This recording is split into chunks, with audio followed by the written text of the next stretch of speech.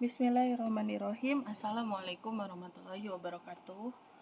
Pada video ini saya akan menjelaskan jenis-jenis titrasi EDTA. Ya. Jadi kalau kita mau menentukan kadar suatu ion logam, nah jenis titrasi apa sih yang cocok bagi logam tersebut biar supaya bisa dititrasi dengan menggunakan EDTA. Nah, jenis titrasi yang pertama yang bisa dilakukan adalah titrasi langsung. Dalam titrasi ini, ya, gimana sih titrasi langsung ini terjadi? Jadi dalam titrasi ini, larutan yang mengandung ion logam, ya, jadi larutan yang mengandung ion logam itu yang akan dianalisis si ion logamnya itu dikasih buffer sampai pH yang dikehendaki, kemudian ditambahin indikator. Ya. Nah, habis itu langsung deh dititrasi dengan larutan EDTA standar. Ya. Jadi sebelum titik ekivalen atau sebelum dititrasi si logamnya ini ditambahin buffer, terus ditambahin indikator, sehingga terbentuklah ikatan antara logam dengan indikator. Ya. Nanti muncul warna yang pertama. Kemudian dititrasi sedikit demi sedikit si logam dengan ikatan logam dengan indikator ini oleh EDTA, ya, sehingga ketika dititrasi dengan EDTA perlahan si logamnya ini ikatan antara logam dengan indikatornya itu mulai terlepas sehingga terbentuklah produk baru yaitu kompleks logam dengan EDTA. Nah, jika si logamnya sudah habis nih, yang tadinya berikatan sama indikator, sudah habis bereaksi dengan EDTA, maka nanti akan yang tersisa itu adalah si indikator bebasnya. Nah, inilah warna yang kedua yang teramati pada saat titik akhir titrasi. Jadi, pada saat titik akhir titrasi yang teramati itu adalah warna si indikator bebas. Namun, dalam titrasi ini perlu diantisipasi terbentuknya suatu hidroksida dari logam tersebut. Ya, jadi logam-logam itu kalau misalnya dilarutkan kan ada kalanya dia bisa membentuk suatu hidroksida. Ya, misalnya logam X ketemu dalam larutan air nanti malah menjadi XOH. Nah, untuk mengantisipasi terbentuknya hidroksida tersebut, maka dalam titrasi ini bisa kita tambahkan zat pengompleks pembantu. Ya, seperti apa? Seperti tartrat atau sitrat atau trietanol amin. Ya. Nah, apa fungsinya si zat pengompleks pembantu ini? Untuk mengantisipasi terbentuknya hidroksida dari logam. Sehingga si logam ini benar-benar nanti sepenuhnya bereaksi dengan EDTA pada saat titrasi. Ya. Ini kalau kita menggunakan metode titrasi langsung. Kemudian selanjutnya, titrasi EDTA itu bisa juga dilakukan dengan cara titrasi substitusi atau titrasi penggantian. Nah, titrasi substitusi ini kapan sih dilakukannya? Ya, titrasi ini bisa dilakukan untuk ion logam yang tidak bereaksi atau bereaksi dengan tidak memuaskan dengan indikator logam. Jadi kalau si logamnya itu susah bereaksi dengan indikatornya, maka sebaiknya kita gunakan metode titrasi substitusi. Ya, atau titrasi ini juga bisa dilakukan kalau si ion logamnya itu membentuk kompleks eta yang lebih stabil, ya, daripada kompleks eta dengan logam-logam lainnya. Ya, jadi si titrasi substitusi ini kalau misalnya ion logamnya membentuk kompleks yang lebih stabil daripada eta dengan logam-logam lainnya, maka sebaiknya gunakan titrasi substitusi. Nah, kenapa kalau misalnya si ion logamnya ini lebih stabil dengan kompleks eta harus menggunakan titrasi substitusi? Karena nanti ketika ditambahkan indikator si logamnya itu cenderung lebih suka berikatan dengan EDTA daripada sama indikatornya, sehingga perubahan warnanya sulit kita amati ya, makanya kita pakai titrasi substitusi.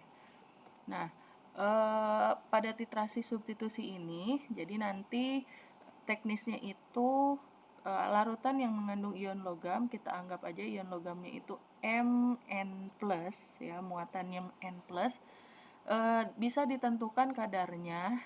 Jadi terlebih dahulu kita tambahkan kompleks Mg eta yang berlebih ya. Jadi sebelum dititrasi, si larutan logamnya ini nanti ditambahin kompleks Mg eta ya. Nah, karena si logamnya ini lebih atau cukup stabil, karena si logamnya ini lebih stabil pembentukan kompleks dengan etanya daripada logam yang lain, maka ketika si logam Mn plus ini ketemu dengan kompleks Mg eta, si eta lebih memilih berikatan dengan si Mn plus ya. Jadi membentuk ikatan kompleks logam eta dan Mg2 plusnya ini lepas ya. Nah, kemudian Mg2 plus yang dibebaskan oleh karena terbentuknya kompleks logam eta, dia akan bereaksi dengan EDTA yang diteteskan dari buret ya. Jadi pada saat titrasi nanti penambahan eta dari buret akan bereaksi bukan dengan ion logamnya, melainkan dengan ion Mg yang tadi dilepaskan akibat pembentukan kompleks logam dengan eta ya. Nah, titrasi dilanjutkan sampai dengan si ion Mg-nya ini habis ya, bereaksi dengan eta. Nah, jumlah ion Mg2+ yang dibebaskan nanti ekivalen dengan jumlah ion Mn2+. Ya. Nah, kemudian dengan begitu maka si kadar Mn2+-nya dapat kita hitung ya. Kenapa? Karena jumlah si ion Mg2 plusnya ekivalen dengan jumlah ion logam ya. Nah, nanti Mg2 plus yang dibebaskannya itu nanti diapain? Nanti akan dititrasi dengan larutan baku eta. Nah, jadi beda ya, eta yang pertama di sini dengan eta yang ini. Nah, kalau eta yang ini yang sebelum dititrasi ini adalah eta dari Mg eta yang berlebih. Fungsinya buat apa? Untuk membebaskan ion Mg2 plusnya. Nanti ion Mg2 plusnya berikatan dengan indikator, kemudian dititrasi dengan EDTA sampai Mg2 plusnya itu habis ya, baru bisa ditentukan kadar si logamnya. Kemudian jenis titrasi yang ketiga ya, yang bisa dilakukan untuk penetapan kadar logam dengan titrasi kompleksometri adalah titrasi balik. Apa sih titrasi balik? Jadi, pada saat titrasi balik, larutan yang mengandung ion logam itu ditambahkan dengan larutan standar eta berlebih. Nah, jadi ion logamnya pertama-tama nanti direaksiin sama eta yang berlebih, jadi etanya banyak ya. Kemudian terbentuk ikatan atau kompleks antara logam dengan eta. Nah, kemudian nanti si eta yang berlebihnya ini kan akan nyisa. Nah, sisa dari eta ini nanti dititrasi kembali dengan larutan baku primer ya. Nah, sehingga nanti akan terbentuk kompleks baku primernya dengan si eta ya. Seperti itu. Jadi titrasi balik itu intinya ciri-ciri dari titrasi balik itu yaitu diberikan suatu eta yang berlebih. Jadi si logamnya udah bereaksi dengan eta. Nah, nanti sisa etanya itu yang nanti akan bereaksi dengan baku primer pada saat titrasi. Jadi peniternya itu bukan eta, melainkan baku primer. Kenapa bukan eta? Karena etanya itu tadi udah dipakai duluan, dipakai untuk bereaksi dengan ion logam. Nah, titrasi balik ini biasanya dilakukan untuk pembentukan kompleks antara logam dengan eta yang berlangsung sangat lambat. Jadi kalau misalnya pembentukan kompleks antara logam dengan etanya itu lambat, ya maka kita gunakan metode titrasi balik. Ya, jadi kalau misalnya nanti dititrasi pakai titrasi langsung, logamnya di Erlenmeyer, etanya di buret terus ditetesin 1 tetes. Pas ditetesin itu nggak langsung bereaksi, lama gitu, perubahan warnanya itu lama. Maka sebaiknya jangan gunakan titrasi langsung, gunakanlah titrasi balik. Jadi si logamnya kita biarkan bereaksi terlebih dahulu dengan eta berlebih ya. Kemudian selain itu ya, titrasi ini juga bisa dilakukan. Jadi dilakukan untuk penetapan suatu logam, tapi si logamnya itu membentuk hidroksida yang sukar larut ya, terutama pada pH tinggi. Ya, karena kan titrasi kompleksometri kebanyakan dilakukan pH pH optimumnya itu pada rentang pH yang tinggi. Ya, kemudian selain itu, titrasi balik ini juga bisa dilakukan, metode ini bisa dilakukan kalau misalnya kita mau melakukan titrasi langsung dengan eta. Ya, jadi kalau si logam ini kalau dititrasi langsung dengan eta, tidak ada indikator yang sesuai. Jadi kita nggak bisa nih nemuin indikator yang sesuai untuk menentukan kadar logam ini dengan titrasi langsung. Misalnya si logam X mau kita titrasi langsung, berarti kan si X-nya itu harus ditambahin buffer, kemudian ditambahin indikator. Pas ditambahin buffer, ditambahin indikator, tidak terjadi perubahan warna. Berarti nggak cocok nih dia dilakukan dengan titrasi balik, dengan titrasi langsung. Maka harus dilakukan metode titrasinya itu dengan metode titrasi balik ya. Jadi titrasi balik itu untuk 3 kasus ya. Kalau pembentukan kompleks sama eta, logam sama etanya itu berlangsung lambat, kemudian logamnya bisa membentuk hidroksida, terus tidak ada indikator yang sesuai untuk titrasi langsung si logamnya ini, maka kita lakukan metode titrasi balik ya. Nah, kemudian selanjutnya metode titrasi yang bisa kita lakukan pada saat pengujian kadar zat menggunakan titrasi EDTA itu bisa juga dengan menggunakan titrasi tidak langsung ya.